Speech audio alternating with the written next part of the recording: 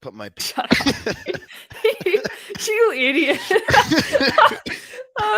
Hey, what's up, guys? It's ex-Morgan with my spiritual life. This is my brother, and that's why I'm allowed to call him an idiot. So excuse me for doing that.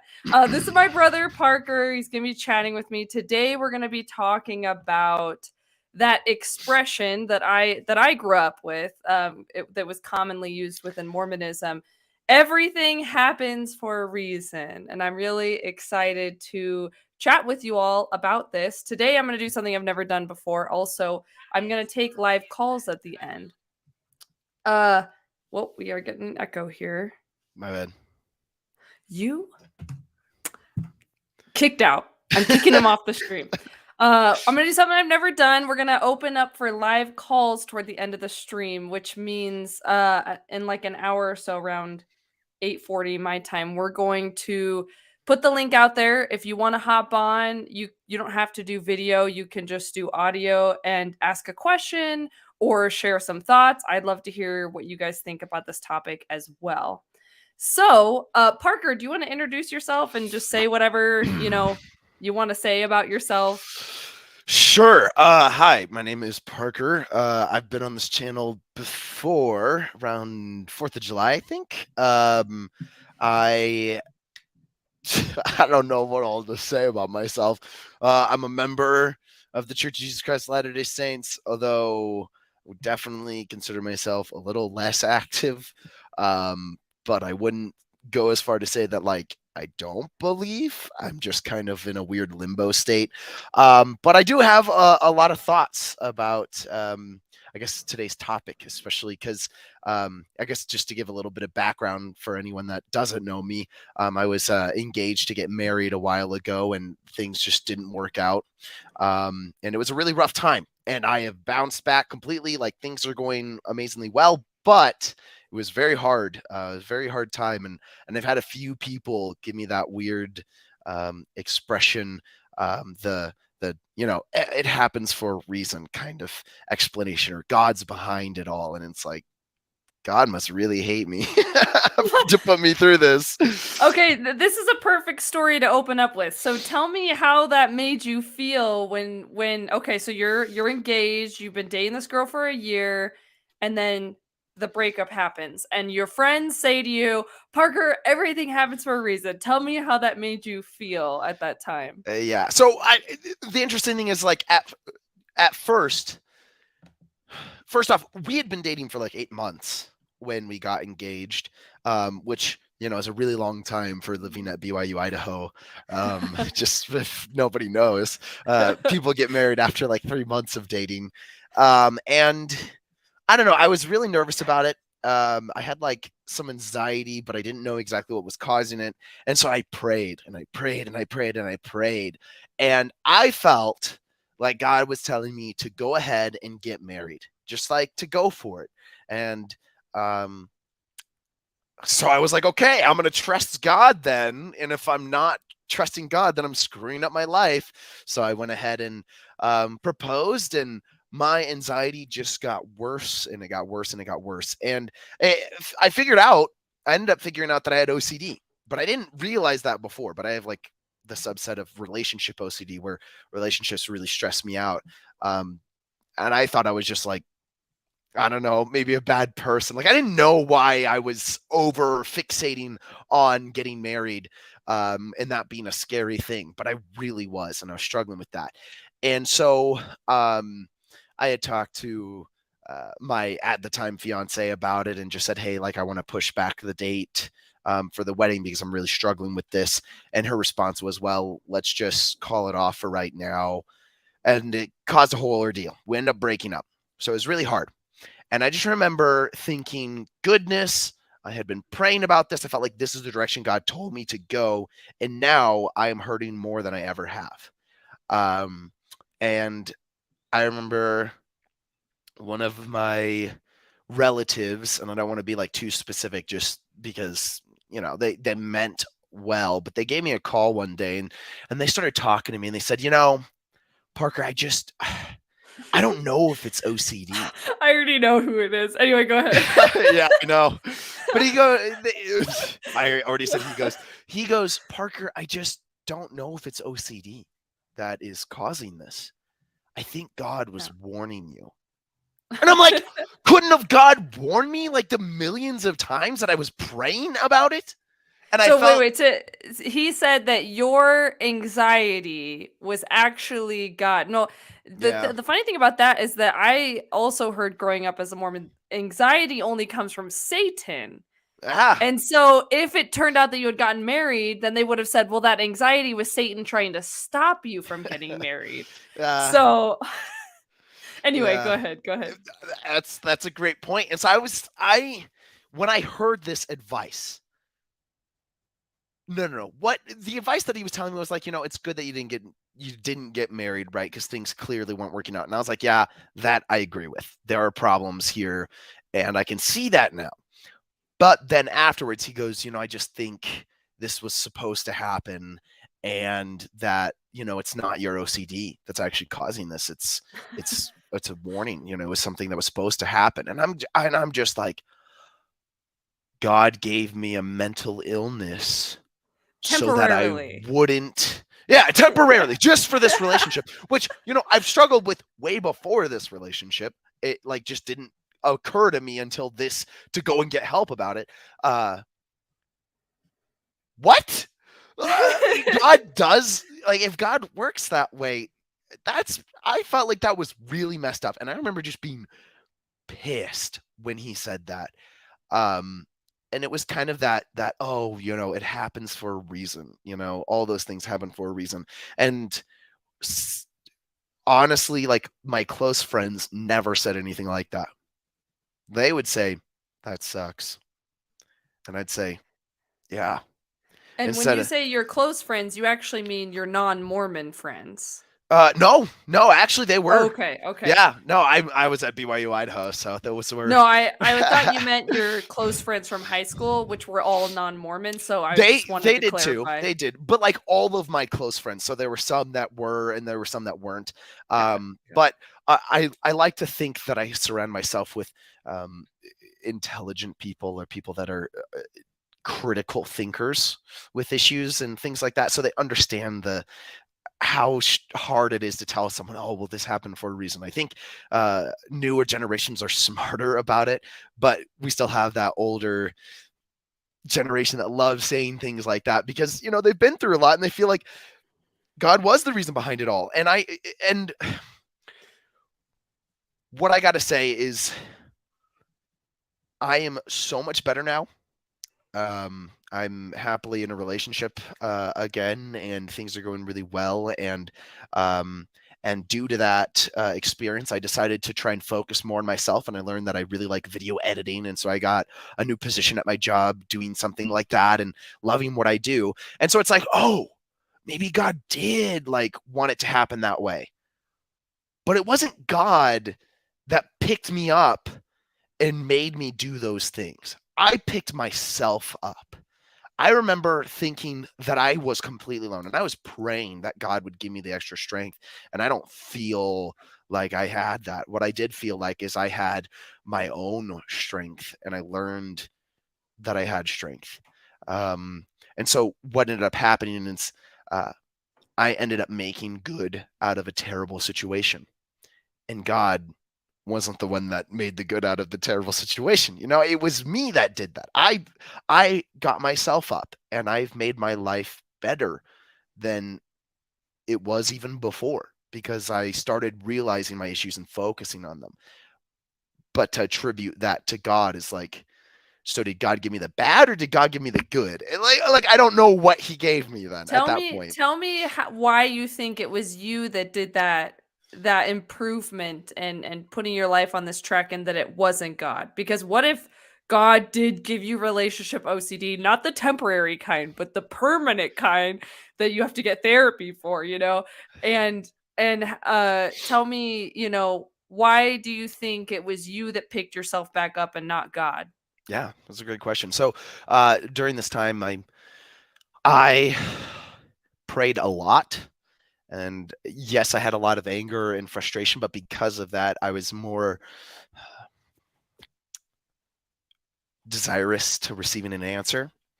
Not an answer of like, God, why did this happen to me? I mean, a little bit I wanted that, but I really just wanted to know, God, are you there? Like, this terrible thing happened and I didn't think it could happen. So are you there? And that was the question I would ask. And I remember I fasted one time, like a full 24-hour fast that the church always tells you to do. And I always recommend that you do that if things are getting really hard. And even my patriarchal blessing talks about, when things get hard and the devil tries to shackle you, fast, pray and fast. And so I did a full on fast. And the entire time I was just thinking, I'm going to pray at the end. I'm going to be like Joseph Smith and pray to God and, receive some answer, like not like an angel appearing, but, something. God's going to respond to my prayer because I'm putting in effort because this matters to me. And I said, God, I've been fasting for, how long, whatever. And I just asked, like, are you there? And I felt empty. I felt nothing. Like, I didn't even feel like normal. I felt just like not good. I just felt really empty. Like no one was there to respond to me. And this was the first time that I was like, wow, I think I'm on my own to figure this out. And it was around that time that I was really at my lowest. Like, I didn't love myself really. Like, I had a lot of self-worth issues after that because I felt like, my OCD was still my own issue. And it is my issue, but I thought, I was a terrible person to propose, even though I had anxiety. I didn't know it was going to turn out this way, but some of me's like, well, it's still your fault, right? And I was staring myself in the mirror one day, just like thinking about everything that had happened. And fun fact, I wear this ring. I was looking myself in the mirror, just like, wow, how terrible this ring makes me feel. I wasn't wearing it at the time, but I was just like looking at it and I was just like, this ring makes me feel so bad. Why? What is the ring? So this was the engagement ring that Yep. I had. Sorry. I bought. I'm like, I know what it is. Sorry, my Other bad. people don't know what it is. Yeah, so I bought her a ring and myself a ring, just because at BYU Idaho everyone's flirting with everyone. So I was like, oh, I'll just put on a ring before we get married so that everyone knows, hey, I'm not available to get married. So I wasn't wearing it at that time, right? Because we'd broken up, but I was feeling really bad about it. And I remember just pulling it out and being like, wow, I hate this ring. It sucks. It reminds me of everything that I'm bad at, everything that has torn me down inside, and just that I failed. And then I look at myself in the mirror. I guess I was already in front of the mirror, and I said, but I still love me.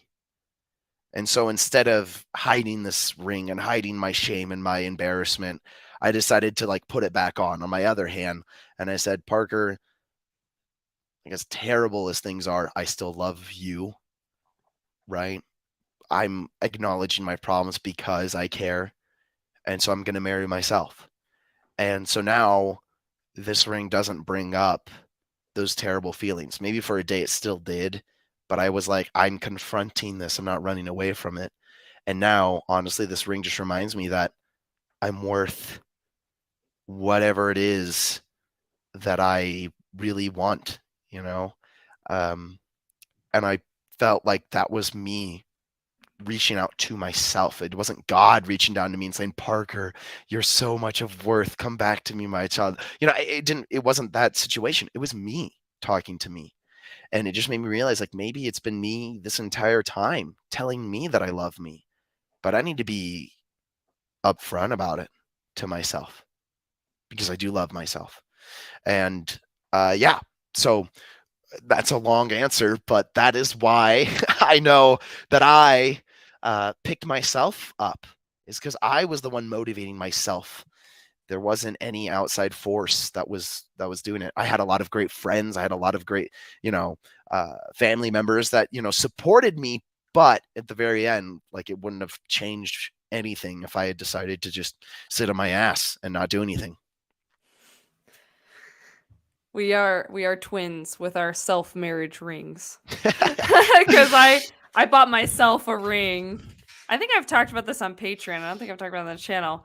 And I engraved it myself and I said, I am here for you. And I did that when I, like you, was at a very low point, and I bought it for myself to remind myself that I have to take care of me, because like you said, I'm a lot more atheist than you are. I would say, like, I'm Yeah. agnostic, but I'm probably leaning more toward atheism. And to me, this was symbolic, and not just with God, but also just with my relationships. I growing up with severe self-esteem issues, I had some really codependent, really toxic friendships and relationships.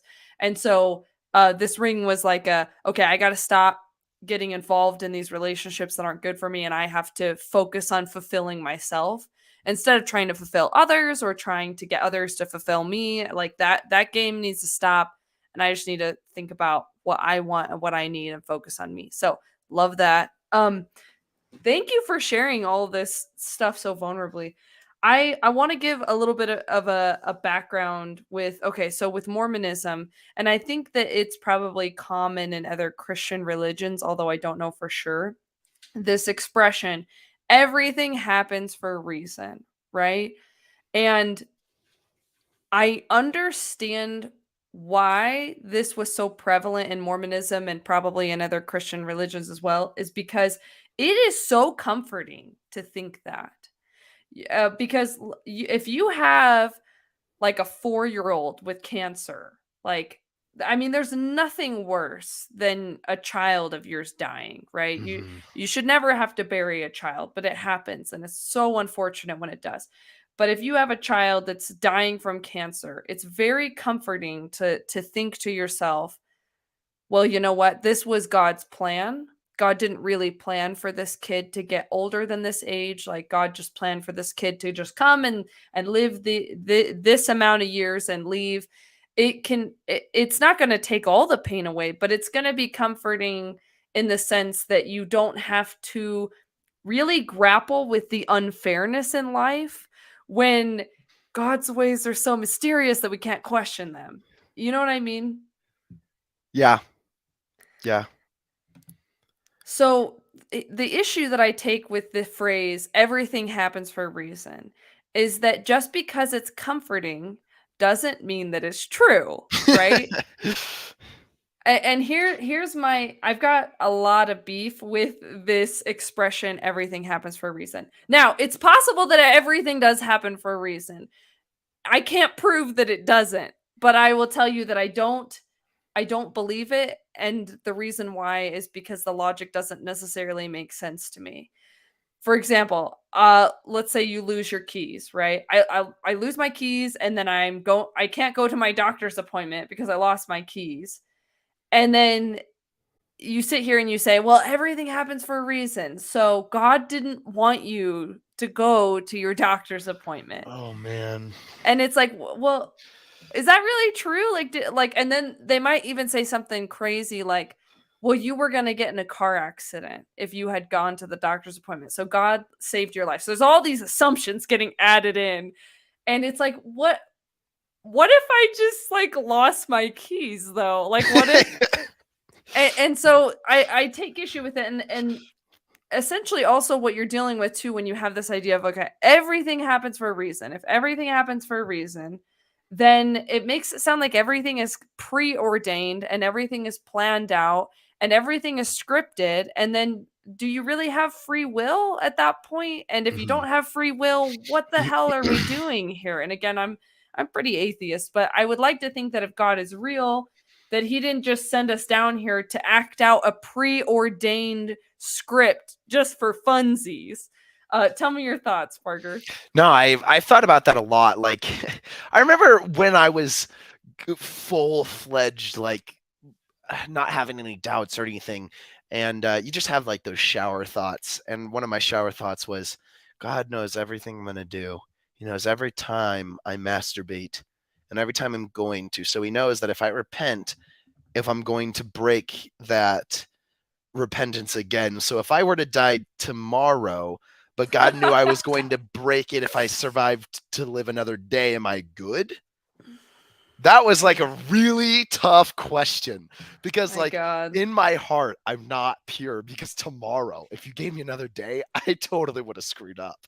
If God really wanted everyone saved, he'd just kill them. They'd have a Yeah. heart attack immediately after being baptized. Yeah. Well, and it's like, well, and the church, in the LDS church, we don't believe in like deathbed repentance. But Do we? I don't think, no. Yeah. They're like, no, you can't just at the Wait, last day. clarify what that means and tell Yeah. me why we don't believe that. So deathbed repentance is the idea like, oh, I'm just going to wait until I'm about to die to then ask for forgiveness for everything, right? Because you're not doing it out of love for God, you're doing it out of fear for dying, or fear for punishment, which I don't know if that matters, right? Because I think people repent out of fear of punishment either way.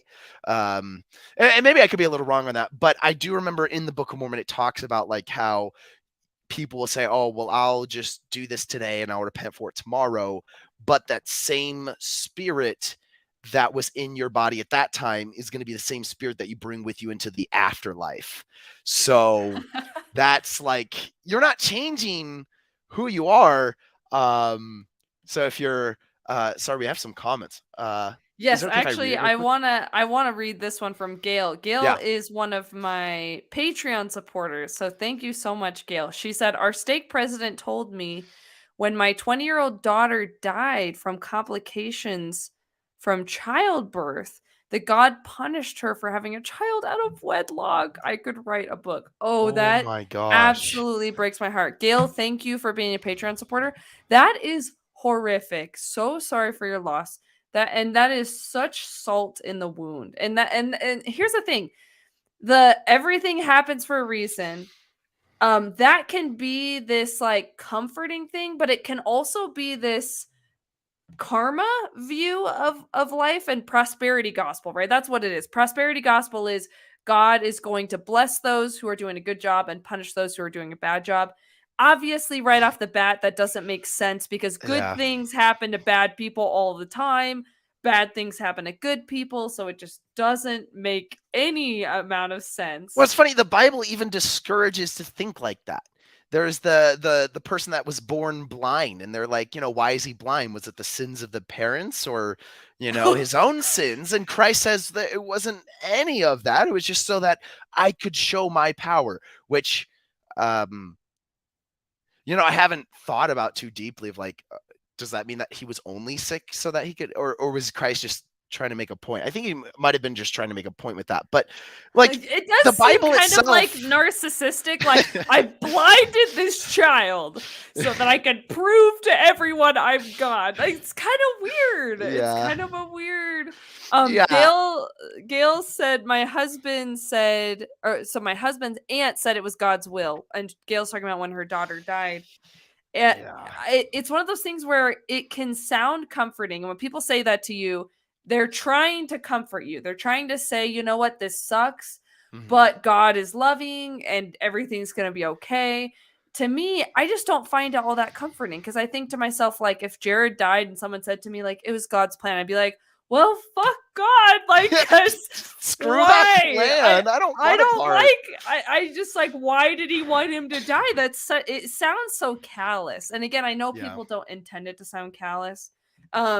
But that's part of the reason why I just don't like the expression at all. And I definitely have changed my thoughts on something. So when I was serving a mission, I was a missionary in Mexico. They would ask some interesting questions, and I would always use the Jehovah's Witness as an example. And the reason I would do this is because most people in Mexico aren't Jehovah's Witnesses, but they know a lot about the Jehovah's Witness church, just like they think they know a lot about the LDS church. But like I actually this isn't based in nothing, right? So in the Jehovah's Witness church, you can't do a blood transfusion because it's like consuming blood. And the Bible says you should not consume blood.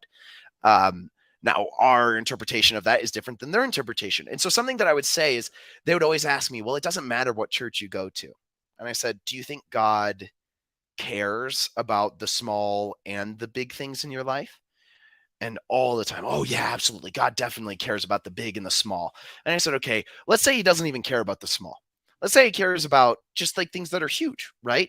In this church, they teach you that you can't have a blood transfusion, and kids can die because they can't get a blood transfusion and they need one. Is that something that makes God happy because of faith?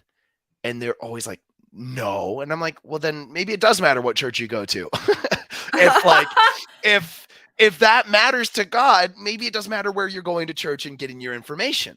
I see. And that aspect I still believe. But what I'm saying is if it's always God's will, the answer would be, yes, God did want that to happen.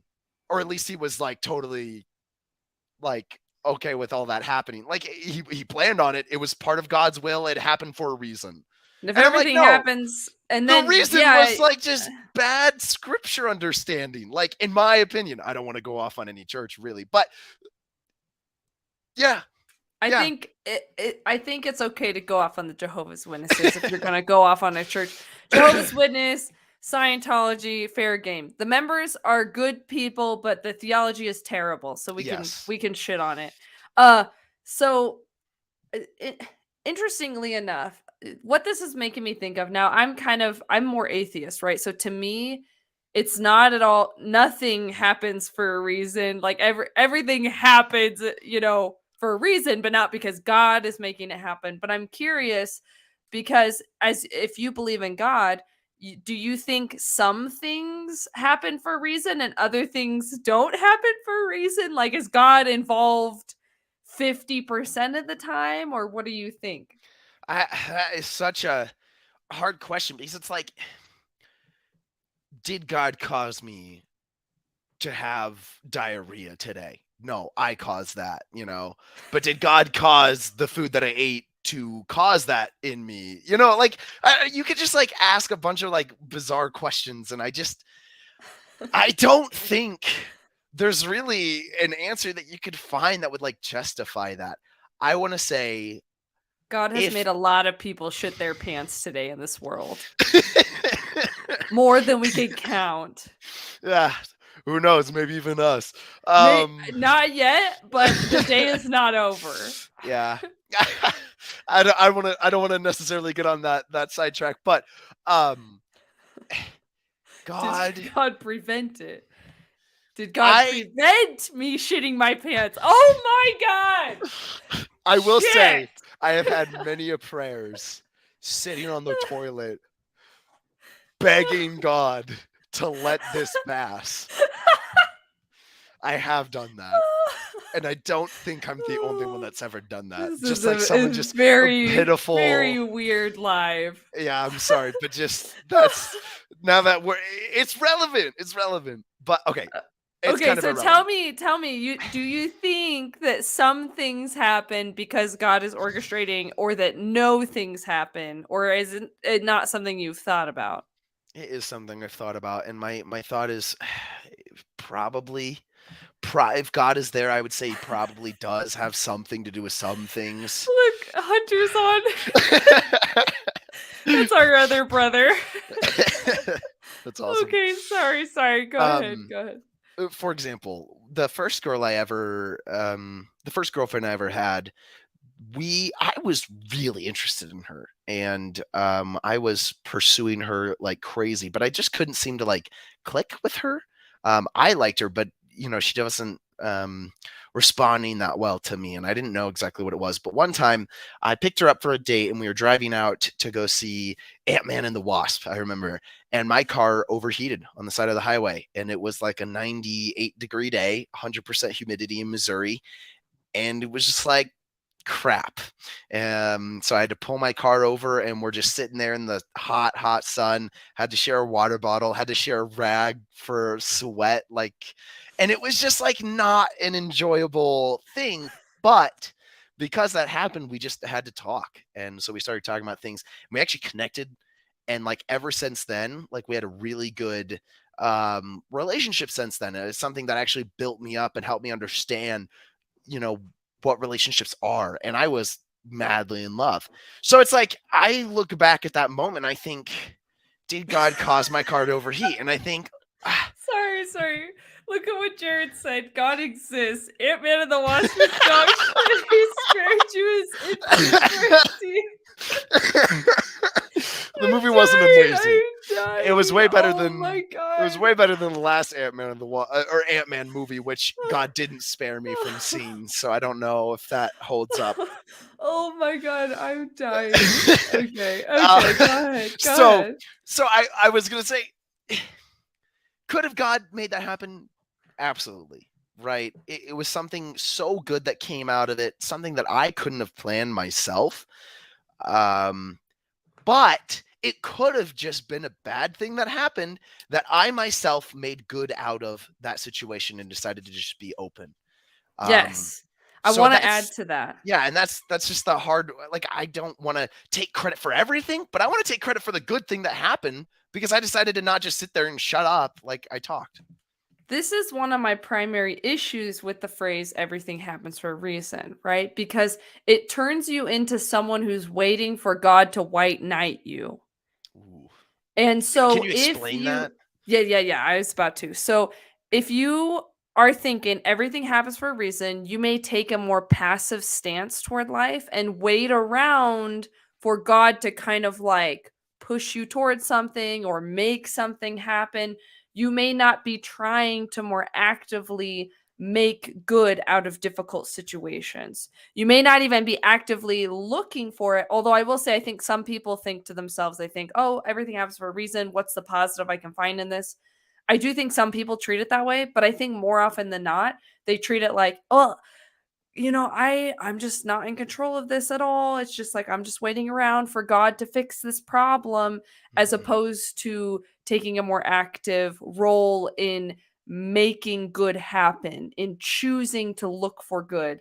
So I prefer the term, instead of everything happens for a reason, I prefer you can take good from everything. You can make good out of anything. You can choose to learn lessons from anything. I like viewing it as this active participation in trying to look for opportunities in the shit that happens, right? Because, for example, if you watched my most recent video, I injured my back last July so severely that it just kicked my ass. And ultimately, what I tried to do to make that situation better for me was to say, what good is coming from this that maybe I'm not seeing, that I could just appreciate, so that this doesn't just feel like hell. And there was two really powerful things that came from it. There was a lot, but two I'll mention briefly. One was that we ended up getting some blood tests drawn because of not healing and wondering if there was something else going on. And we caught another medical issue that I don't think we would have caught for years. And so now I've been able to start treatment that, I don't know, might down the road extend my life. Like, especially just because it's something that just gets more severe over time. And so that was, I don't know, like, was that God injuring me so that I would catch this thing, so I have a longer life? I don't know. But what I do know is that I wasn't thinking that. I was just thinking, I'm in pain, and what is something good I learned from this? That was something good that came from this. And I'm grateful for that. And it allowed me to be more patient with the healing process, because I was like, there's things that are happening. This isn't all bad, right? This isn't all bad. One other thing was that when I was doing so terribly, I realized what a mental toll it was taking on me, and it really allowed me to understand how Ray was feeling, which is our sister, who's got some severe chronic illnesses she's dealing with. And it made me realize that we needed to be taking more of an active role in helping her. And so I actually got the family together, and we started doing like family meetings with her to help her with her chronic illness and finding solutions to it. So good things, right? But I looked for those things. God didn't, I don't know, make them happen, I guess. In my mind, maybe he did. Okay, let's see. Mama Joe put something. I was laughing at it. Hold on. If God doesn't exist, why is it called God of War? Shit. Uber Mormon dropping all the truth. A friend once said, I'll pray God's will be done. I said, well, don't do that. Well, don't do that. Tell God what I want. Okay, that's like a total tangent, but like it gets me thinking is like, does prayer really do anything? Because if God's will is God's will and it's unchanging, right? If God's unchanging and if everything happens according to God's will, then I have no idea the utility in prayer other than Right. just like personal comfort. The I don't know. scriptures, yeah, I will say the scriptures absolutely disagree. At least the Book of Mormon does. And there's one example that I do know of. It, and that's not me saying, oh, this isn't like saying you're wrong, but No, please disagree.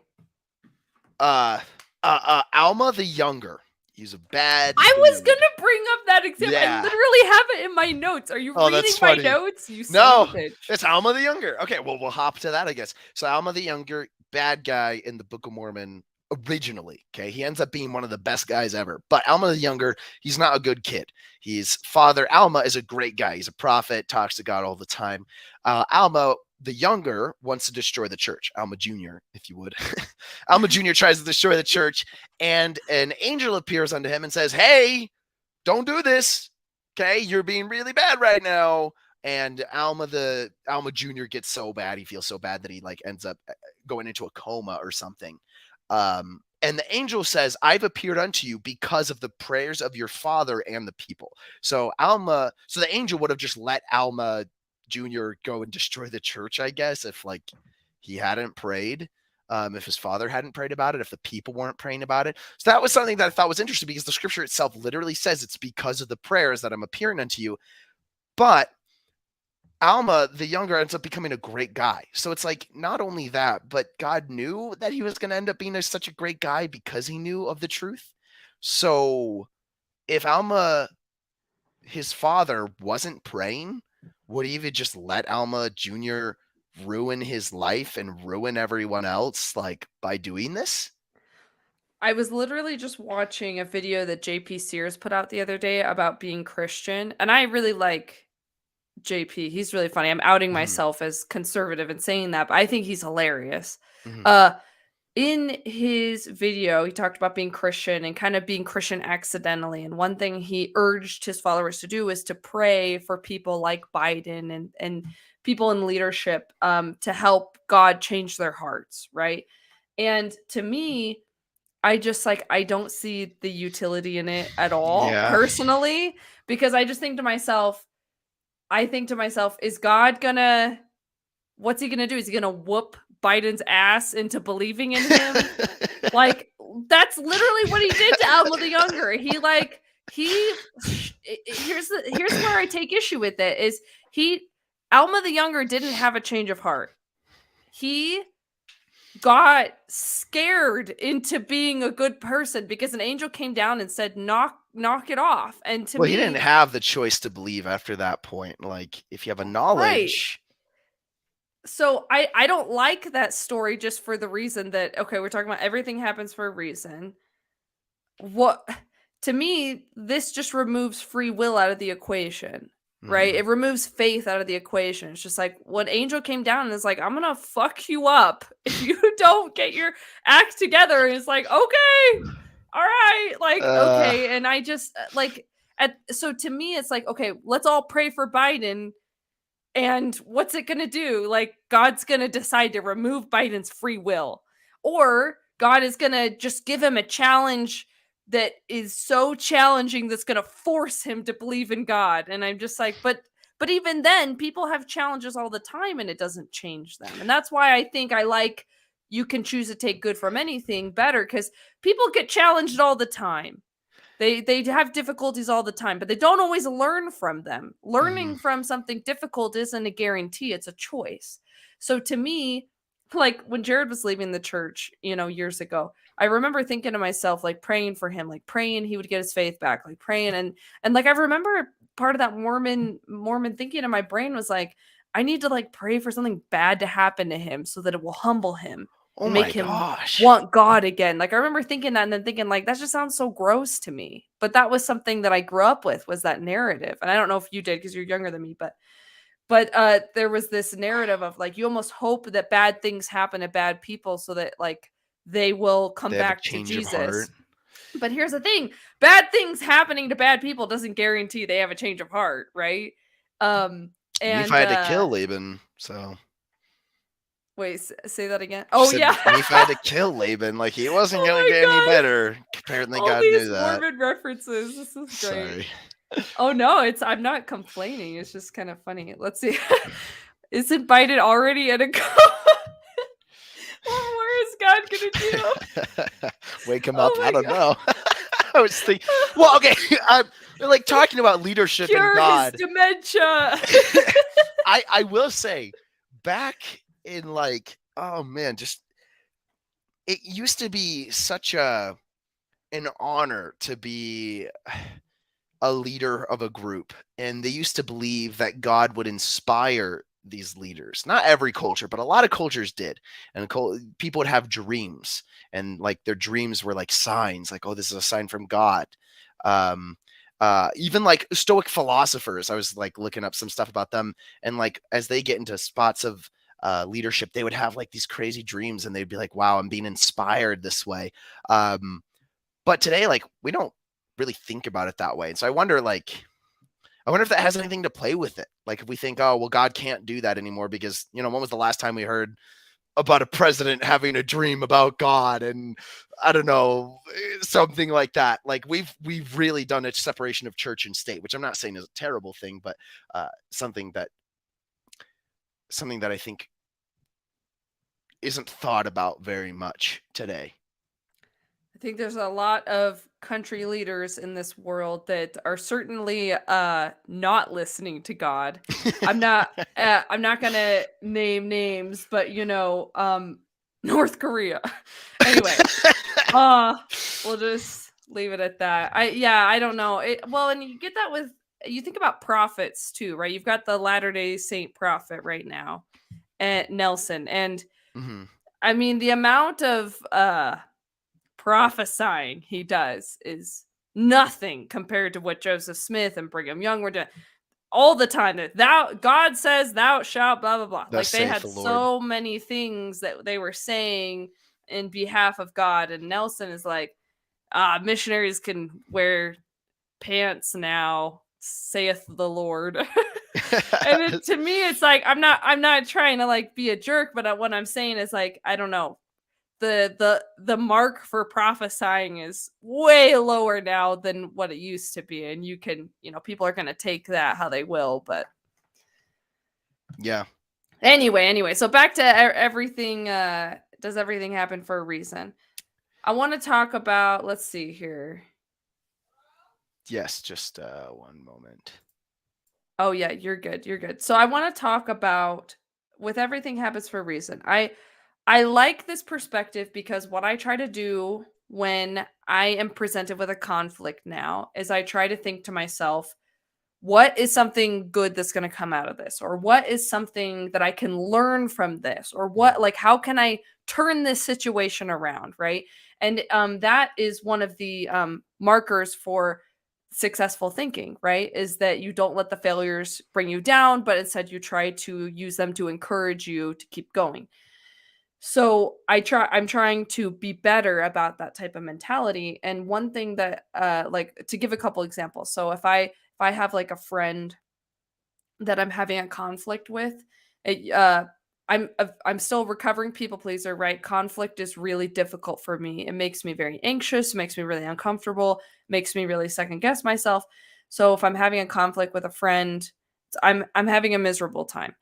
But what I am trying to think to myself to make it a better situation is to think to myself, this is an opportunity for me to learn even more deeply how to not care what people think about me. This is an opportunity for me to learn better how to manage conflict and deal with conflict resolution. So, trying to view the difficult things in my life through that lens is really empowering, because instead of these things being like, oh, F, not again, like another bad thing is happening, it's like, okay, here's another opportunity. And I'm not saying that I'm perfect at this mindset, but it really has been something that's been very helpful. Another example would be with my kids. I get very frustrated. Obviously, having kids uh, can push you to your mental limit several times in a day. And when I get really frustrated and impatient with them, I try to remind myself, like, this is an opportunity to learn more patience. Like, this is an opportunity to work more on my control issues because I can't control these little demons, you know? God willed you to Uh, spank your children. That's my yeah, yeah. opinion. It was God's will that I lose my temper and beat the crap out of them, probably. That's a joke, you two. That That's is a a joke. joke. I do not hit my kids. I don't believe in spanking, even though I was spanked and I turned out fine. um, Anyway, sorry, go ahead. no. If you're still on that thought, I'd like for you to finish that thought. I think it's Get helped some. me too with thinking about my past because it's just so easy to get caught up in like all these terrible things happen to me and like my life would be so much better if these things didn't happen or or my parent didn't do this or my parent did do this or Mhm, whatever. And I think to myself now, I think like, you know what? I am grateful that I had enough emotional discomfort in my upbringing mhm, that it forced me to learn to manage my emotions, that it forced me to learn who I am and what I want, that it forced me to learn more about psychology because I don't know, I think to myself, like, I think a lot of people have a lot of pain and here's the thing, I don't think most people have good healthy coping techniques, right? So I think a lot of people are just kind of riding with the amount of pain that they have, but I think I had so much pain from everything that went wrong that it kind of forced me to learn some good techniques to manage it, and I'm actually grateful because then I feel like I'm actually doing better than maybe like your average Joe who doesn't deal with their emotions at all because I've been forced to learn to take good care of myself because it was so painful that I kind of had to. So I mhm, don't know. I really am just trying to look at life through this lens of I'm going to choose to see the good in things. I'm still not happy that those things happened to me as a kid. I'm still not happy and like hoping that they happen again. You know, I'm just thinking to myself, I can choose to be grateful in this situation, even though it's really difficult. There's still things I can be grateful for. absolutely. I definitely want to agree. I guess about everything in that you can't always change your situation. It's always your reaction that you kind of have more of the control over, which is why I don't know. A lot of me just wants to say, yeah, it wasn't necessarily God that picked me up during my hard times. It was me that picked me up. I was reacting to everything. And I finally had the strength to say, okay, I'm not just going to sit here. Um, but there was something that I did want to bring up. I didn't know if you had any other thoughts, Morgan, on your thing Go before I for it. bring up any. Okay. So there was this parable that I heard about. And I think it's a fairly popular parable. It's the Chinese farmer parable. I think it's called Maybe It's Good, Maybe It's Bad. And I might have said it to you before, but I find it just so interesting. Oh, I This think I know. this idea of like, oh, this is a bad situation. I need to make good out of this bad situation. Or this is a good situation. This is all the good in this situation. We love to take a news with like a lot of excitement and enjoyment. And if we can't, then we're like really sad and upset about it. But this parable, I guess I'm just going to explain it a little bit, just so that uh, for someone that doesn't know about it. So there was a Chinese farmer, and he's out in the field, and his horses, they run away. And his neighbors are all like, "Oh my goodness, your horses ran away. That's such bad luck." And he goes, "Ah, maybe." And the next day, his two horses come back with a third horse. And they're like, "Oh my goodness, this is such good luck. You got a free horse now." And he goes, "Maybe." And then his son tries to tame the new horse, and his son falls off and breaks his leg. And his neighbors are like, "Oh my gosh, such bad luck. Your son broke his leg because of this horse." And he goes, "Maybe." And then a draft comes in and they start taking all of these young kids, except his son can't because his leg is broken. And his neighbors go, oh my goodness, such good luck. And the farmer responds by going, maybe. And so it's just like everything that happened, you would think your initial reaction, your gut reaction would be, this is a good thing, this is a bad thing. When in reality, it's just a thing. And sometimes we love to make something out of nothing, which is why I think a lot of people really resonate with this idea that everything happens for a reason. Oh my goodness, my car broke down and I had this really special moment with this girl that I was dating at that time. That happened for a reason.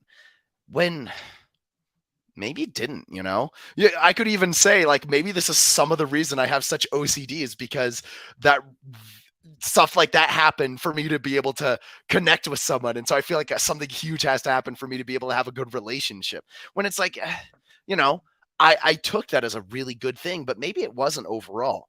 I don't know. But it's up to me to just move forward and try and make the best of whatever that's happening.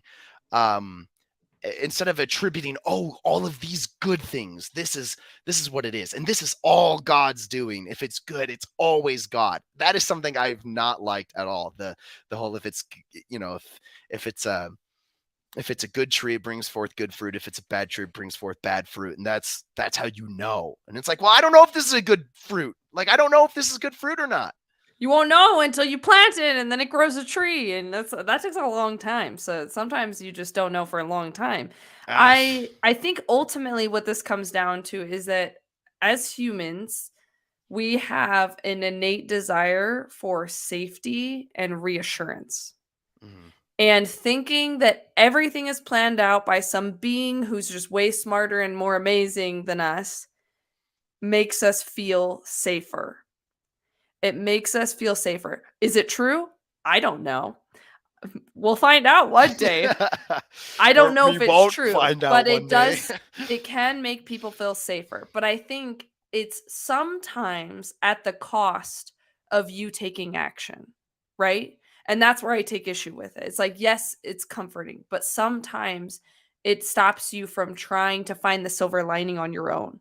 It stops you from trying to save yourself. It stops you from trying to make the situation better on your own. It also, in my opinion, another aspect of this is that it can make you less appreciative of the beautiful moments in life, because if you know everything's in God's hands and we're all going to be in heaven together one day, there isn't as much urgency to appreciate right now, right?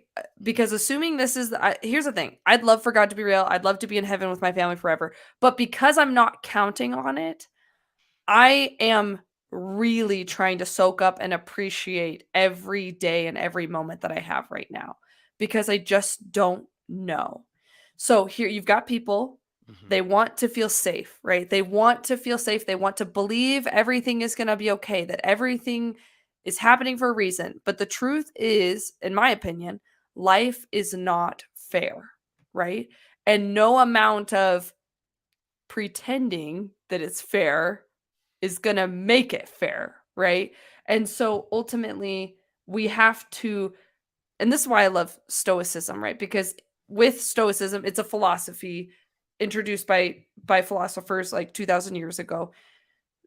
With Stoicism, the ancient Stoics would tell you to meditate on death, which sounds really depressing, but they would tell you meditate on death because Marcus Aurelius would say, you could die tomorrow. Let that determine what you think and say and do today. I might not be quoting exactly.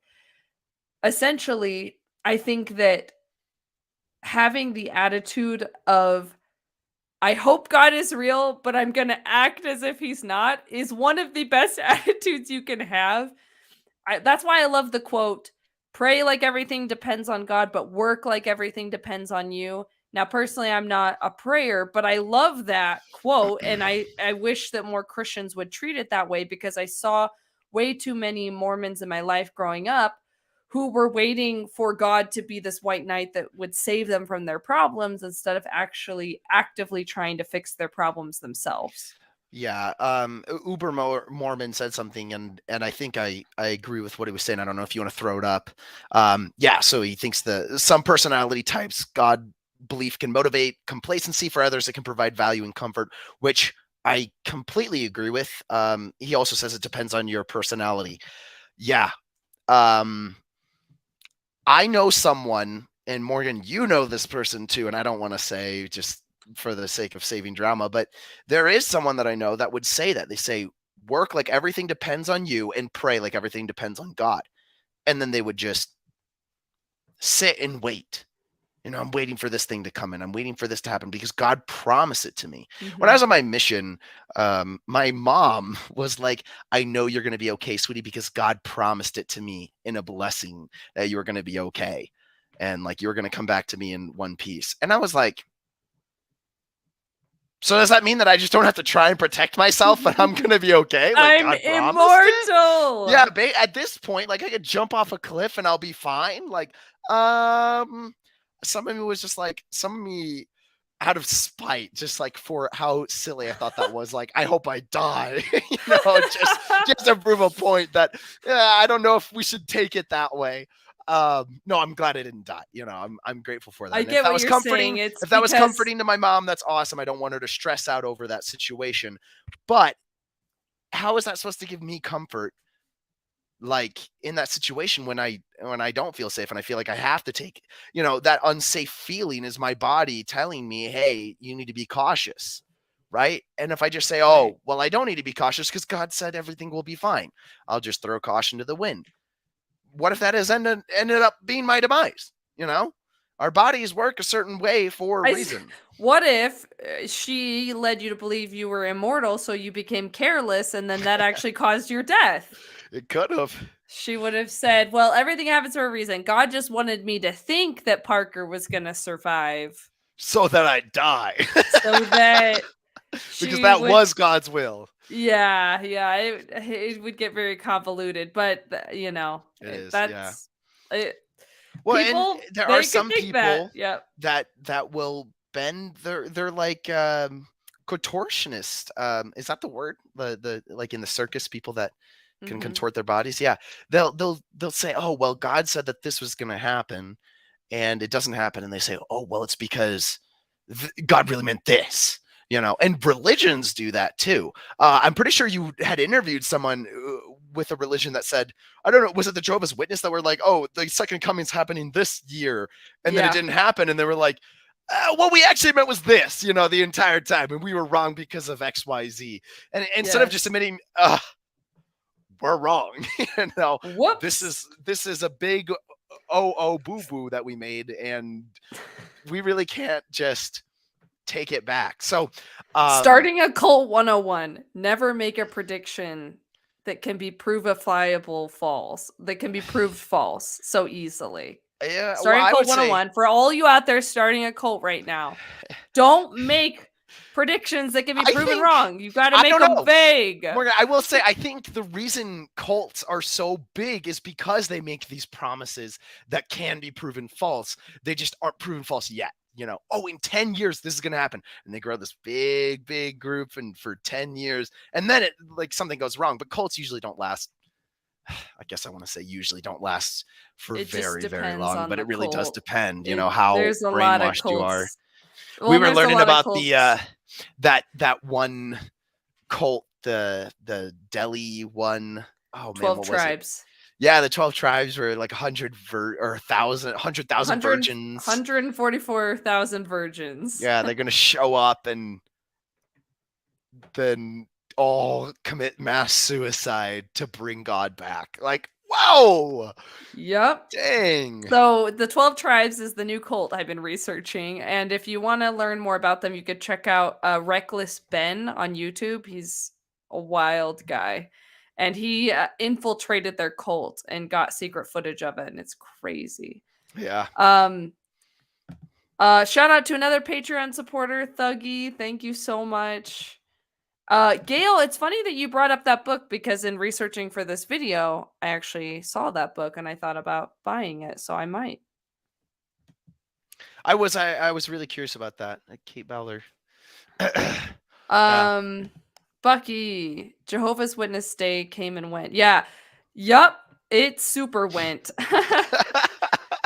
But well, in the book, when prophecy fails, talks about how so there was a cult that they infiltrated in that book, and now I haven't read the book. I've just heard of the book Ooh. and heard about the premise.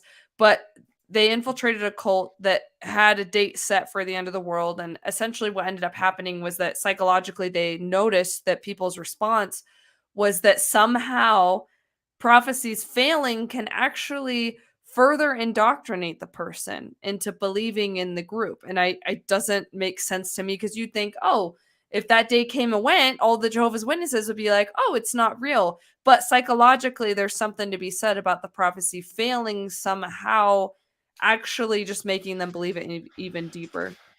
Yeah, that's crazy. I started listening to that book a while ago, I remember, and it was like a year ago, but I never got very far. That's so funny. I need to pick that back up.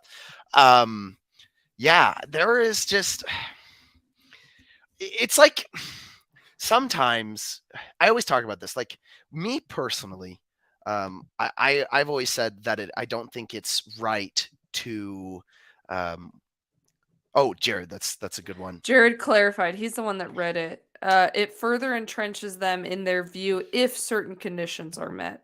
That's crazy. Yeah, That's that crazy. is.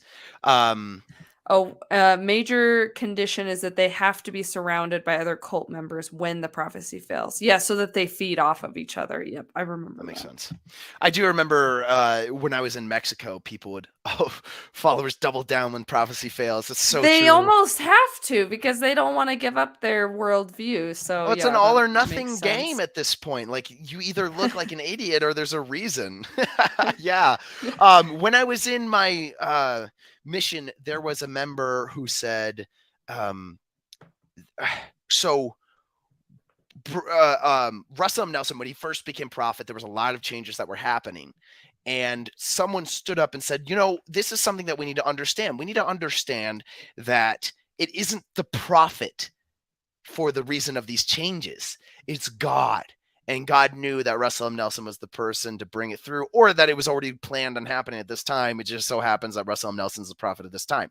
But you need to completely believe that. And that was something he said. And it reminded me of something I think, Morgan, you had said when talking to someone from La Luz del Mundo church. Like, oh, you need to, like, whenever they figured out that the prophet had been molesting children, someone was like, you need to like have the faith that even if this comes up, you don't even waver. Like wavering is ridiculous. And it's just like questions, like if God is all powerful and all knowing, like why would he be upset about us questioning something that should be questioned, right? Yeah. I think God would probably be more, if God is there, I think he'd be more upset that he gave us such a brain to reason with and we didn't use that, because reasoning is such an important tool. And when we just when we give that up, I can't imagine if there's a supreme being out there that he's like, glad you threw that one in the trash. Like, glad you threw away that gift that I gave you because it was a trick to, to Right. trap you to go to hell forever. That's why I hated that whole like, oh, God just put dinosaur bones there to test our Oh, faith. Like, yeah. I That's a good remember one. asking Jared about that when I was having my faith crisis, because I was like, Jared, like, why is it that there's no evidence for the Book of Mormon in the Americas? And it scared me a lot. And like, there wasn't, steel and Mhm. horses. I can't remember, a bunch of anachronisms, and I was so scared. And Jared was like, and I was like, what if God hid those things? Like he hid all the steel and everything, like because he didn't want us to have knowledge, he wanted us to have faith. And Jared was like, well, that's kind of, I don't know, kind of sleazy of God, don't you think? Like what? And I was like, oh, I Well, it's was very selective so too. confused. Like Alma the Yeah. Younger, he didn't have selective faith. He had knowledge. He saw an angel appear before him and basically threatened to smite him down. Like, uh, same thing with like Paul. Actually, it's a very similar story to Paul. or I guess Saul at that time. But like God appears and is like, "Hey man, you don't do what I say, I'm gonna basically end your life here. Like this is pretty bad." And they realize, oh, okay, I was in the wrong. I'm gonna be a good person. But there's probably a lot of people out there that if God were to confront them and they realize, like, oh, this is true, they change their ways, but they don't know. And so is that like Yeah. God being innocent, like helping them be innocent so that they don't have to do? I don't know. I remember thinking that as a kid. I was like praying to see an angel. I was like, God, please, I have so much faith. And I was praying and praying. I was waiting for the angel to come. The angel didn't come. And I thought to myself, oh, I know why the angel didn't come. Because if I were to see an angel, I would be held to like a way higher standard. I thought that same thing. I had that same thought process. Wait, so did the angel come to you and not me, or Yeah, what happened? And I'm literally effed now. Like I remember, like, yeah, I was thinking to myself, like, oh, God is just trying to keep us all safe. But yeah, ultimately, it's just one of those things. It's really tricky to navigate because it's like, okay, let's say you believe in God, then, who is his correct mouthpiece? Like, and how do you know when you're getting a feeling from God versus a feeling from yourself? And it's like, this is a whole nother rabbit hole. But let me read a couple comments. Yeah. Thuggy said, I can remember quite a lot of ex-JWs joined the church as well out of into another. Wait, am I reading that weird? Oh, like the Mormon church after leaving Jehovah's Witnesses? Damn, but I said the church nasty habit. Oh, you said the church instead of Mormon. Okay, I got you. Yeah. Well, Mormonism is way better than Jehovah's Witnesses, so it tastes like it's a fresh breath of air for Jehovah's Witnesses to become Mormon. It is so, one extreme to and a little honestly, bit less of an extreme, but I'd still say oh pretty, no, not pretty. a little bit, not a little bit. Jehovah's Witnesses have to track time. They have to track time. They have to count hours, and not only that, but their theology is so unforgiving that if you don't make the cut, God zaps you into non-existence at the judgment day. So you don't have And to suffer I say now. make the cut, like a lot of Jehovah's Witnesses aren't even going to make the cut because they didn't do enough proselyting. Anyway, so their theology is way less forgiving. Their shunning is way worse. So actually, if a Jehovah's Witness leaves and becomes Mormon, I'm like happy for them. I'm like, rock on, because that's just so much better. Yeah. And again, like, yeah, ideally, like maybe we could all govern ourselves, but that's a whole nother crime and punishment discussion that we're not going to get into right now. So Uber Mormon said, I hide dinosaur bones around my house to test my wife. It's a good test. All right, what are you testing? Is she Christian and you're trying to get her to not believe in God, or what's going on? What is the test? Hilarious. Is she passing? Is she failing? There are okay, so I took while I was at BYU Idaho, I took a course called From Atoms to Humans. It was actually an amazing course. I loved it. It talked a lot about, actually taught of evolution, which you would think, oh, the LDS church teaching evolution, that's insane. But it actually did. It talked about the reasons to support it. And the teacher himself was supportive of it. And he would ask questions. So the Bible itself, makes the claim that the earth is only, so old, like it can't be that old at all. And Uber said you failed the test. So I failed the test. So in the class, he said, okay, there are icebergs, and we can actually tell how old the icebergs are because the layers of ice, we can see like year by year how many years they've been there, and it's been a very, very long time. And so we believe that the Earth to be around 4.8 billion years old, something like that. Feel free to correct me if I'm wrong, but it's somewhere around there. And the Bible itself says nothing like that. It's like not anywhere near that age. 6,000 years. Yeah, and he says, okay, did God put those layers there to trick humanity into thinking that science? Yeah. Yeah. Or trick did he them pull into the icebergs from a different yeah. planet and put them there? And didn't Yes, even yeah, think like he about did the the fact that we would dinosaur look at bones. that. Yeah. Yeah, Oh, the dinosaur bones are from different civilizations, from different parts of worlds that combine. It's like that's at that point, it's like God doesn't want us to believe. Like God doesn't like want us to use science, you he know. doesn't want us to use science. He doesn't want us to use rationality. He just wants us to be sheep that you know, I don't know. You know, it's just like it's insane to me. Yeah, so Yeah. I understand where you're going with that. It definitely Okay, gives me a so sheep vibe. That sheep idea. yes. So I'm gonna post in the comments a link to this StreamYard. And what I'm gonna do at this part of the show is just invite anyone who has a question or who wants to share a perspective on the topic of does everything happen for a reason? If you want to share a thought or a perspective, click that link. You can join in. You don't have to use video if you don't want to. You can just use audio. And we'll just take people one at a time. It'll put you in a waiting room. So just be patient if you are in the waiting room and we're talking to someone else. We don't have a lot of people watching, so I don't even know if we'll get anyone. But feel free to click the link and join if you want to, and we'll just chat until anyone shows up. Take the pressure off of us and talking. Yeah. I'd love to hear about your book. I'm at least narcissistic enough that I can listen to myself talk for a few hours. So don't feel pressured. I have enough narcissism that I can just keep listening to my voice for a while longer. Yeah, I'll just start talking about how I lost my keys and how God helped me find my keys when I prayed about it. Bear my testimony of that for a while. Okay, getting on that tangent for a second. I don't know how we can differentiate between God helping sometimes versus God helping never. Like, okay, if God doesn't make everything happen, but he makes some things happen, I don't know how he can make some things happen but not everything happen. And then my mind is just like, okay, wait a second. I'm not sure about this. Because where would the line be? Like, is he going to give you a thought? Is he going to give you a feeling?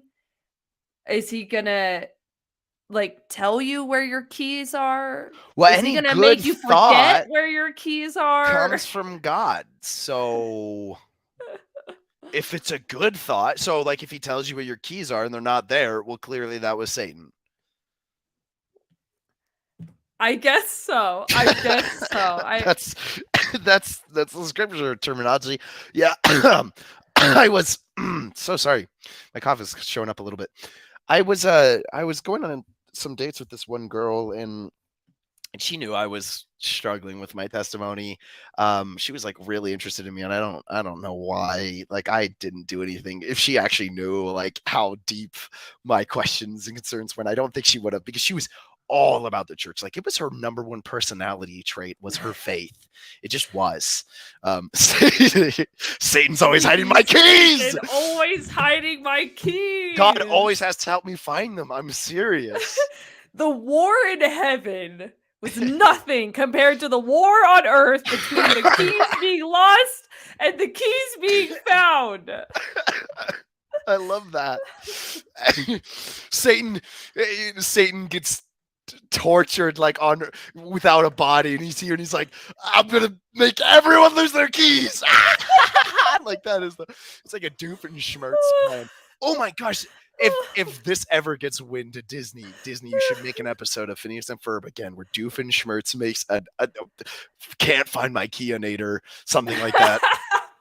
That'd be perfect. Like attracts all the keys in the world to no, it just hides them or makes everyone forget where their keys are. And then, when they're distracted looking for their keys, he can take over the tri-state area. Oh, yes, something like that. Absolutely. Because it happens to all of us. Okay, I'm gonna add Uber Mormon. Hi, friends. Parker, I haven't actually ever met or talked to you, but yeah, I've seen good to hear your voice. Yeah, I've heard your lovely voice before, so it's I feel like I know you. But yes, welcome. Thanks. You guys are killing it. I missed the I'm sorry, I missed like the first half, so I missed some of the context.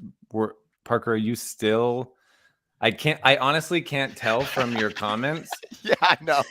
where I know. you fall So on the. I am. It's because he doesn't know. Yeah. Oh, perfect. So you're I'm less articulating active. exactly. Yeah, no, you're Yeah, I'm doing great. articulating exactly what is in my mind, and I have Okay. no fear of questioning or doubting.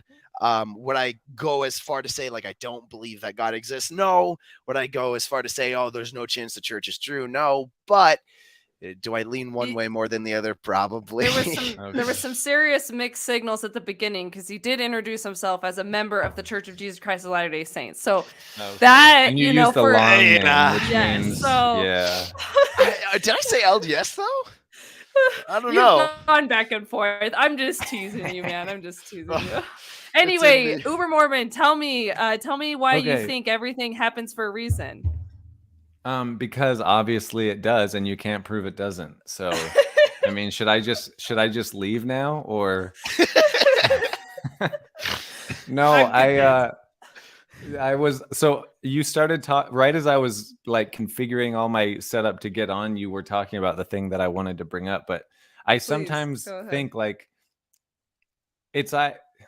if he's gonna do one thing, he has to do a lot, right? Because for God to help somebody find their keys, or for God to help somebody, for God to, hurt your back so that you could find another sickness that you had, and then just allow half of the world to die of disease and starvation, seems like a God who's picking favorite children, which doesn't then seem like a just God anymore. So, but then I push back on myself and I say, am I being too black and white here? Right. Am I like, and then I just say, I don't know. Yes. Well, because you've got this issue too, where you've got people in Mormonism, they bear testimony a lot that God cares about the little things, right? The tender mercies.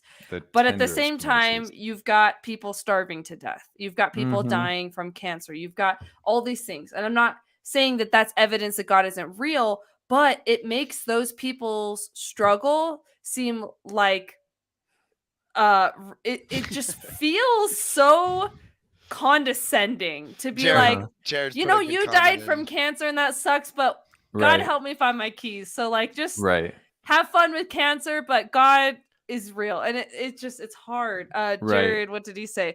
So how good would God have to treat the rest of the world before he's justified in helping you find your keys? I'll shoot something off at the hip. He has to do something as good for them, at least the size of helping you find your keys. So maybe not letting you die of starvation. Like there is a type of flea in Africa that just burrows in your skin, just lays a bunch of eggs, just like absolutely destroys the host, and then just, leaves you to rot essentially. And it's like maybe at least something as good as finding your keys would be a good place to start for a God who loves everyone equally. No, I'm being a little bit extra hard. Like I get he's being funny. I'm being funny back. But no. Well, I'll push back a little bit, Uber Mormon, because like finding your keys isn't a big thing. So maybe, I don't know, like maybe it's something really, really small that he's helping them with and not helping them not die, because God doesn't have to do as much to keep me alive in America. I have a McDonald's I could walk to and get good food. So for him to, put a McDonald's in Africa, it might be a little bit harder for him. So he's like, but I could help him with keys. I could help him with, I don't know what the equivalent to finding keys would I don't be. know what it is either. Well, and here's the thing. We can't sit here and say like, okay, God, because keys are a symptom of the architecture of roads and cars and technology. So it's like there's all this substructure underneath it that makes keys seem so little, but they would kill for even roads.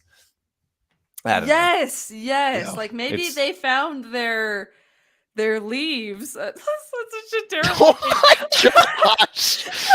Like I say that because like we are so, I don't know, we are so entitled and we have so much here. We and here's the thing, that I think that living in such a modern society, we forget just how tragic and brutal life is, generally speaking. Like I remember thinking to myself one time, like, oh man, what if I died in this plane crash? Or what if I didn't die in this plane crash? What if I just was severed and I had to sit there and I just had to like like wait to die. Like it would just be so horrific. And I was thinking to myself, like that could happen. That happens in nature all the time. Like when animals kill each other in nature, they eat each other in the most horrific ways. Like they don't, they're not kind. They don't go break the animal's neck and like peacefully, you know, let it die. Like that doesn't happen. And I don't know, like I could get kickback for saying this, but I think we as humans, our ability to empathize has allowed us to take a lot, our ability to empathize and our ability with technology advancing so much, we have made life a lot less cruel with our technology and with our empathy. We've made life a lot less cruel, but ultimately life still is cruel. Life still sucks in a lot of ways. And does that mean God's real? Does it mean he's not real? We can't know, but to me, I do struggle with this. Like, God can help some people, but not other people. Then you have to sit here and say, well, he wanted that kid to die of cancer. Or I don't know. I don't know how to wrap my mind around it. We got some good comments coming in that are relevant. Mama Joe. Mama Joe said something. That's because he loves us most. He loves those Africans that don't have Mama roads, don't have cars. He just wants them to learn. That brings up the question, though, by letting us be born in America, hasn't he already helped us to avoid starvation and the plague? Yeah, I feel like a jerk saying that. Like, thank you, God, for giving me food and not other people. I've like survivor skill with that. I mean, honestly, if God is there, though, I will thank him for that. Like, it's not a bad thing to thank him for. I'm grateful. I just confine myself to the absolute provable. Oh, that's not a whole lot. It's a lot, but little. It's not a whole lot. But I get what you're saying. Maybe you don't want to spend time thinking about other things. It's not if it's not provable. Well, it's just like reality is that very provable. Yeah. Let's see here. I'm saying that when we make these distinctions, it sounds like what we're calling for is cosmic equity. Oh shit. The problem of evil stumps a lot of theists for sure. Yeah. But the Lord helps them who help themselves. Okay, so to Jared's comment, let's see. But how even does suffering a reward have to be before we'd no longer be bothered by the disparity? I get what Jared's saying. And it's something I just don't know how to grapple with, because again, if God is there and he's trying to make things happen or trying to not make things happen, I guess we just don't know what his limitations are.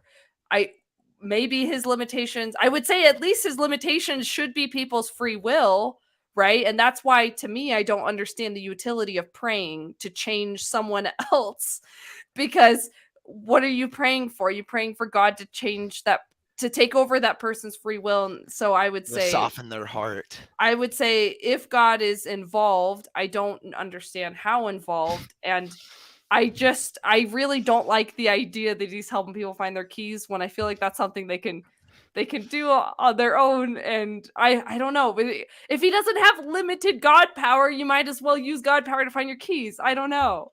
Yeah, well, and also like the word equity there, like we're not, because equity is like enforced equal outcome, right?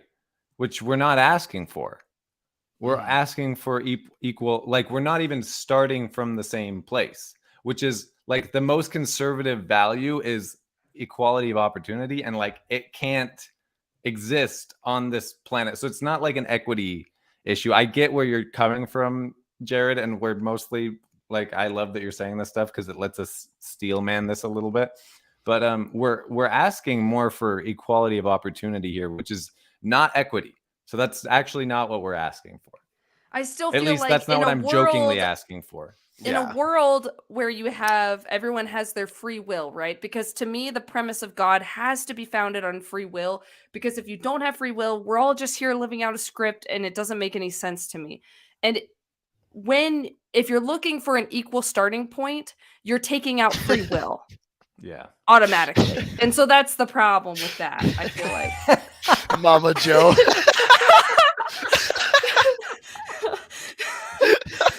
Just be your own God. Just put your keys in the same place every time and you won't need God. Checkmate, theist. But what about if you have dementia?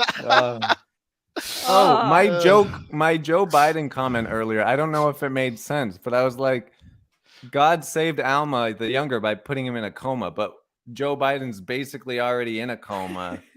So I don't know. Maybe God is trying to answer this. I got it. I thought that was hilarious. Okay, I wasn't sure if it landed. No, I got it. I don't want to get too political, but I think that some presidents are better when they're in a coma. So you just, you know, we'll take that for what it's worth. There are two types of presidents. Yeah.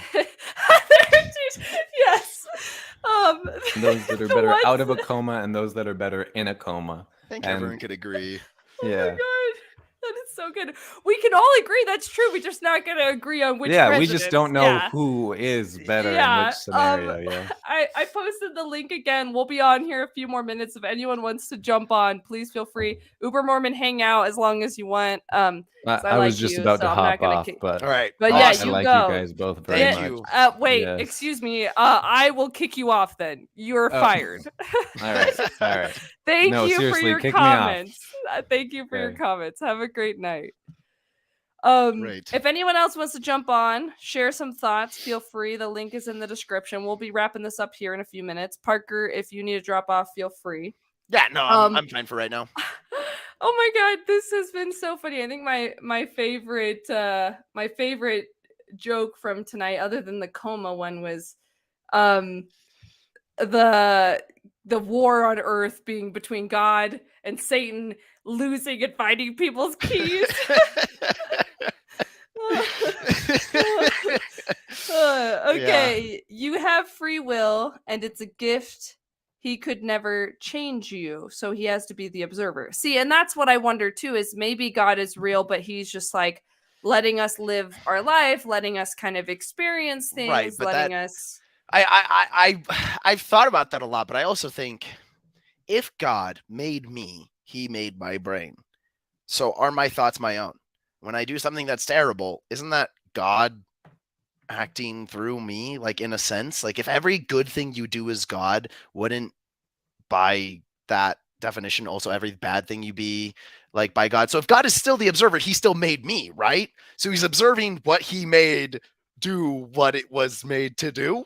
Maybe that's actually a really good point, because if you have this, okay, if God made you and he made every aspect of you, he made your strengths, he made your flaws, then it's like, well, there shouldn't be any surprises, right? I mean, well, and that's everything happens for a reason. God made you exactly the way you were supposed to be. God did and I also do think that starts to beg the question of, do you actually have free will at that point then? Like, if God created everything about you, if he put you here on this earth, he put you where on this earth, he knew how it was going to play out. Like, is that, I guess that doesn't get rid of free will, but I do think that questions like the morality of it. If he knows you're going to fail, is he setting you up for failure? Yeah. Mama Joe says predestination, or is it preordination? Preordination is like you were preordained to do something. Predestination is you were predestined to end up somewhere. You know, interesting thing about this is that as a Mormon, I had always hoped that there was something awesome I was meant for, right? And that was partly a lot of religious trauma I experienced was because of our upbringing. There was like people in our family were making religious predictions about what was going to happen with our future, right? And I'm trying to like be vague, but anyway, it is hard. I don't mind. What I thought to myself, based off these religious predictions, that I was special and that God had this special plan for me and that I was going to do this amazing thing, right? And as I kind of broke free of that cult, because our family kind of practiced Mormonism to a different extreme. I don't really talk about it on the channel. Yeah, it was definitely but I do talk about it on Patreon. If you want to check that out, you can. The reason I don't talk about it so much on the channel is because they have changed since then, so I don't want to drag them through the mud for mistakes that they made in the past. So I thought to myself, like, oh, I'm meant for this special thing. And as I didn't believe in that kind of cult we grew up in anymore, then I was like, oh, well, I guess I'm not special. And but at the same time, I wasn't moving toward doing something amazing. I was waiting for God to make it happen. And then later in my life, now it's like, now in my life, I'm like, I don't know if I was made for something special, but I'm going to make the best out of this life that I can. I'm going to be a force for good in this world if I can help it, because I want to be. Right. And not because anyone is giving me permission to be, and not because anyone's telling me that's what I'm meant to do, but because I'm choosing to do it. And that's a pretty cool thing. And with this channel, I think about that a lot, because I think, oh, what should I make a video about? Should I do this or this or this? And I get really caught up in like, well, what am I supposed to do? And I'm like, well, it doesn't really matter. There's no right or wrong. Like, what do I want to talk about? What do I think would be helpful? What do I think would be interesting? And it's really cool to actually get to navigate it through that lens. Spill the tea with the queen bee said, you have the choice how you react. Yeah, Yes. I definitely agree that you have your agency to react. That is your choice. But what I was arguing when I think that comment was made was like, if God made me, he made me to react the way I'm going to react. So I don't actually have the choice. There was this study done where they had a button and they like hooked up a bunch of little things to your brain to try and like sense the brain waves, and the whole goal was to touch the button without this light shining. And so every time you were about to press the button, the light would shine. Actually, at first it didn't, because the computer was trying to figure out what brain waves are happening in order for you to press the button. So you telling yourself, hey, I'm going to press the button. So every time, like after 10 times of pressing the button, it starts lighting up every time you're about to press it. And then it starts lighting up when you're not about to press it. And so what we started seeing is that your brain was saying, hey, we're going to press this button before your conscious thought ever occurred to you. Like we could see it before it even came to the front of your brain. And it just started to beg the question, are you even in charge of yourself? Is it just the cells themselves working that are dictating everything you do? Which, to get in, I don't want to get so deep into it, but I just think it's a fun thing to think about. My reacting to something, saying, hey, I do have the choice of how I react, I think that's healthy. I think that's what you should do. But philosophically, do you actually, I know what you're talking about. I know that study, and it is really interesting. And essentially what that study was concurring was that your choice was already made before you consciously made the choice. And it is really interesting. But essentially, to me, we're all, as humans, our identity and who we are is largely based off of our biology and our experiences, right? And so that is what makes us up, and that is what makes our decisions. And does that mean we don't have free will? I don't know. I mean, I think that I think it was Epictetus or maybe Marcus Aurelius, one of them says that our free will, or maybe it was there's so many. I've been studying Stoic philosophers. One of them said that our free will is limited by our ability to self-mastery. And if you think about it, our free will is extremely limited by our fears, by our issues, by our stress. And so ultimately, I don't know, I think that the more you can learn to understand yourself, and the more you can kind of fight back that conditioning that's kind of just our natural state of past trauma and things like that, the more you can fight that conditioning, the more you can free yourself, right? Let's see here. Yeah. The human life process is very complex. Let's see. True. My mother did an unfortunate snort and I was born. Okay. A robot won't choose to get blackout drunk. Okay. All right. It doesn't have the choice. I tell it to. Bender. Oh, that's funny. That's okay. That's the God, now the name is escaping me, but he's there. There's a robot in that show that gets drunk all the time. So that's really Is that funny, Futurama? Actually. Yes. That's yeah. Futurama. I couldn't remember the name of it. That show is pretty funny. Yeah. Okay, so kind of wrapping things up because I don't think we have any more guests coming. Parker, do you have any final thoughts? Gosh, sorry, my light just fell. I think this has been a super productive conversation. I don't know, one that's making me think a lot more. I wanna. What would I want to finish off on? Here, take a second to think about it. I'll share some of Go my, ahead. Go my ahead. final Let me thoughts. think about it. Life is hard. Life is unfair. And life is beautiful. And I think that the more we can choose to look for the good in life, the more beautiful it is. I don't believe that everything happens for a reason. It's possible that that's true, but again, I think that removes free will out of the equation. I don't like that idea because then I feel like life doesn't really mean anything. I think that you can choose to find the good in things in life and it's going to make life, it's not going to make life easy, but it's going to make it a little bit better. It's going to make it a little bit more beautiful. It's going to, and I was thinking to myself, I could die tomorrow. I think that a lot because Marcus Aurelius tells me to.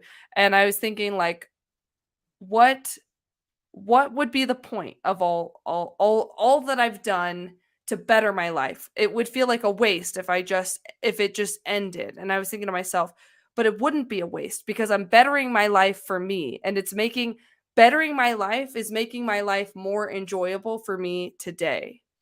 And so I don't know if I have tomorrow, but I have today, and I would like it to be as good as it could be for me. I'd like to enjoy today as much as I can. So life is not fair. Life is not easy, but it is beautiful. Choose to make the best of it. Tell me. Amen. Amen. Thank you. Can I get a hallelujah? Life is beautiful regardless. Yes. Okay. I do have. I do finally have a thought. So we are fractal patterns in a sea of chaos, creating order. Oh, I love that. Actually, that's what I love. In the Bible, it talks about how we are like gods, right? And what God did was he took chaos and he made it into order. And I think as human beings, that's what we're doing on a smaller level, is that we're taking the chaos of life, of society, and of on our individual level, our own lives, and we're trying to put order to it and make it mean something. And I think that it's a beautiful thing. Oh, one more quote that I'm going to butcher. Essentially, it was Viktor Frankl, a Holocaust survivor, wrote a book. Oh, what's it called? It's not coming to me. But he, in that book, he basically says, like, it's arrogant to expect anyone else to have the answer to the purpose of a life. That you have to decide what the purpose of your life is. That why would you expect someone else to give that to you? That's what you have to decide. I love that. Yeah. Man's search for meaning. Thank you, my lover. Yeah. I if I have anything to finish off with, it's just that I don't believe that everything happens for a reason, but that you can make reason out of anything. To talk about, like, I don't know, we keep going back and talking about religions and how people are, they kind of are good contortionists, and like any way that they can spin it to make it make sense somehow, they'll try mental and do gymnastics. that. Yeah, mental gymnastics in this. And like, if you want to find a reason that, your dog died, you could probably find one, right? If you're going to search one that way. But in all reality, I think what matters isn't what is happening, but what we do in reaction to what is happening. Because I do believe that I have agency, regardless of me saying, do we? I do believe that, you have choice. And it's so important that when those tough things happen, instead of saying, kind of guess what you were saying, Morgan, is instead of saying, oh man, this sucks, you picking yourself back up and trying to make good out of any of the bad that could come your way, because bad is always going to come your way. So as long as you can always try and spin it in your favor in some kind of way, there's still hope. And yeah, in the name of no. In the name of my spiritual life. Yeah. Amen. All right. huge shout out to the Patreon supporters that were here watching the video today, Gail and Thuggy and Mama Joe. Thank you guys so much for supporting the channel. If you're interested in being a Patreon supporter, there's a link below, and you can get some extra videos, get some behind the scenes, find out how I'm really doing. And thanks for watching this. Thanks for your comments. Check out Uber Mormon has a channel. It's called Uber Mormon. Check him out. He's brilliant, really smart guy, has a lot of really interesting videos. And Parker, do you have something? Don't follow me. Don't I don't have any find him. reason to. Don't look for You him. can look me up if you want. I don't even use social media, so. Oh man. Okay. Your last mentor. Nice. Glad to be here. See you next time. I'll look into Patreon. Hell yeah. Well, thank you very much. That's very kind. I really appreciate it. Okay, everyone have a great night. And I'll say finally too that just as a channel update for anyone interested, I have not posted for several months because of my back, and I kind of explained that in the last video, but also because I've been kind of trying to figure out where I want the channel to go moving forward. And so I was kind of on pause trying to replan content and things like that. Anyway, I'm really excited. I'm doing a lot better. So I'm hoping to be putting more videos out more regularly. I am hoping to do lives more often. They will probably be Tuesday nights if I do them. It probably won't be every week, but I want to do them several weeks in a month if I can. So be on the lookout for that. And I'll see you guys next time. Peace.